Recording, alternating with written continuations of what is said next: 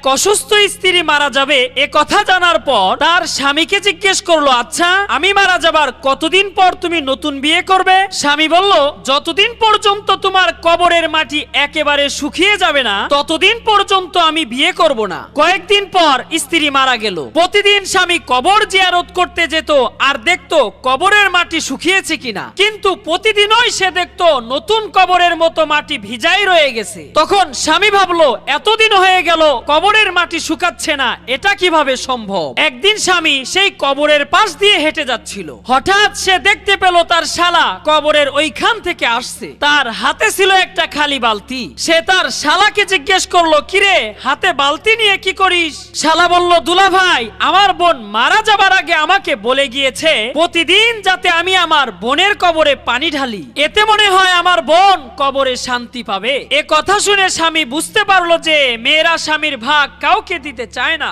এমনকি মৃত্যুর পরেও না।